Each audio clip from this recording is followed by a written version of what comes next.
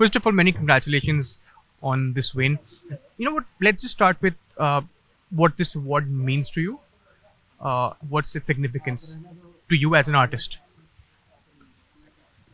I think artists' awards are very important because they give you a kind of encouragement that is really valuable. An artist works primarily alone. Mostly, they are talking about or they're creating things that are coming from their heart. So it's a very internal journey. It's also a very personal journey. So you when you get to go out and you get recognized in this form, then it creates a huge it has a ripple effect. It can help an artist in so many ways. People get to know about them, something that won't happen because they'd be sitting creating somewhere hiding. So this is a great coming out. It's a great coming out in the open and you know interacting with people. So an award is I think it's a great thing for an artist. All right. Uh, there has been a general theme at the event, which I've been hearing for the last few sessions, that art should rather be seen as a way of expression and not as a commodity. But then again, at the same time, if you can't commoditize the art, uh, I mean, that's a big part of the whole picture, right? The artists need to earn as well. So, what's your opinion on that? First of all, art being an expression itself is a very strong point. And then the second part of it being that it's a commodity. It is something that someone wants to buy, which means that the product needs to have the piece of work needs to have an ability to last, like say 100 years. Something that the most beautiful things that people have made that are still standing.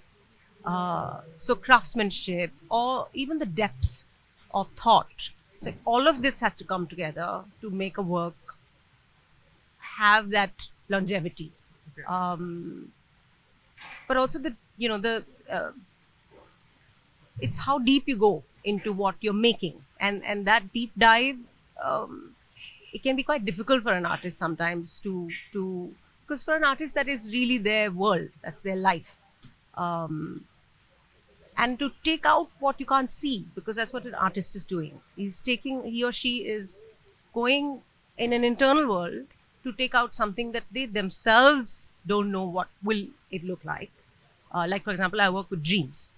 The journey of bringing out my dreams for myself and then to understand them, which is not possible really, to understand what they symbolize for me, and then to bring it out into a physical form so that someone can put it in their home, someone can own it, someone can connect with it first. That's an entire journey.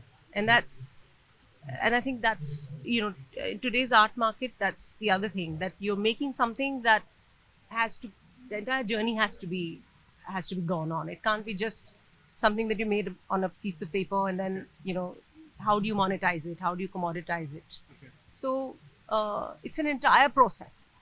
And that's, that's how the art world is also evolving. Okay. Would you say that the way artists are perceived has changed in India for the better over the last few years? I'll go there. Yeah. So artists are really also coming into their own, where they are more confident of what they are wanting to make, what they are making. There's a lot of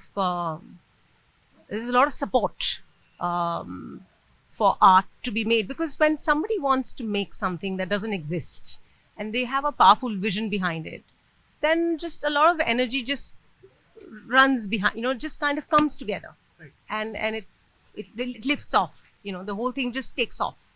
Okay. Like almost like a aircraft, it just kind of, it gathers wind, it gathers steam, gathers power, and it lifts. Okay. So yeah, that's I think that's a very beautiful thing about, again, something that you can't see, that has to be brought out into the world, and then somebody is going to fall in love with it. So it's the act of creation. That's really what art is. And when you look at the human body, it's so beautifully made. when you say "itna sundar banaya hai" to the world, then the creator is such a powerful being. He's done such a great job, and I think an artist is always trying to do that. He's trying to make in the likeness of how he was made. So that process is a very powerful process, and I think that's for today's artists. That thing is evolving. It's they have a lot of skill. They can go to colleges. They can gather further skill.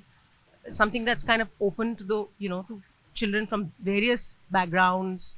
And then I feel like that's another way children's lives can be changed, is you teach them to make powerful art, because they already have powerful stories. They don't have the skill.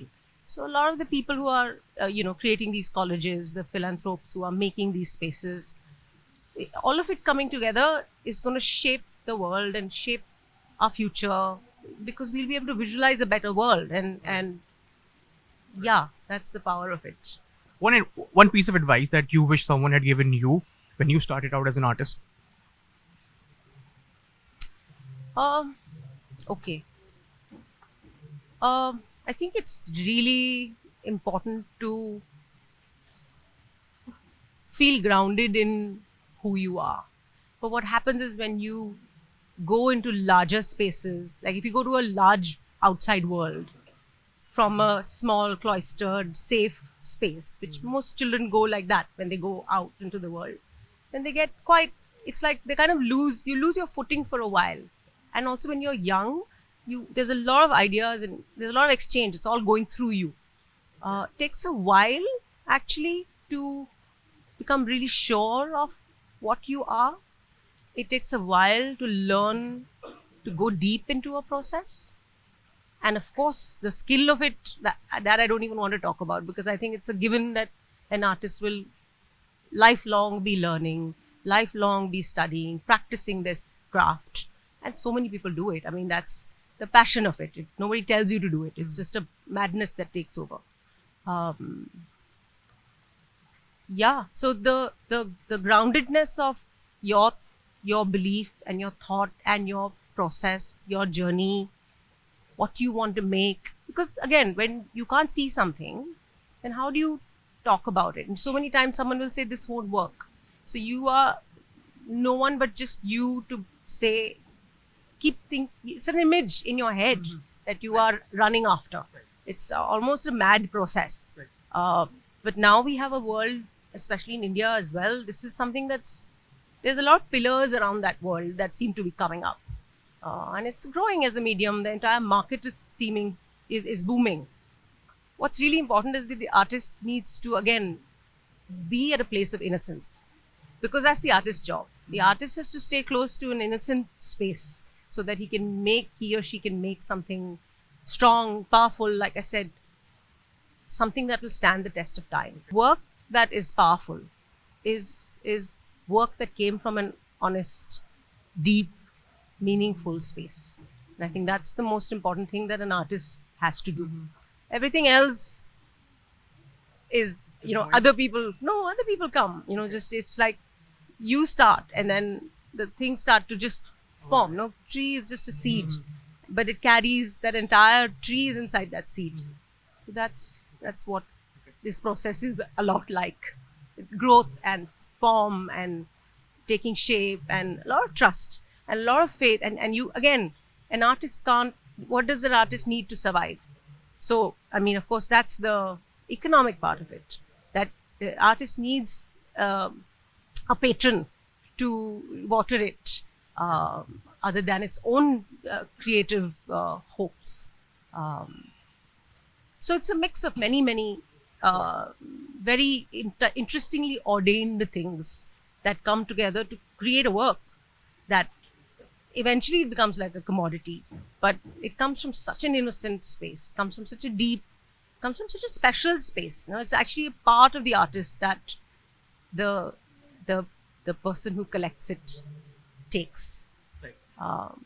It's a very special exchange. Thank you so much for being here. Lovely chatting with you. Thank you.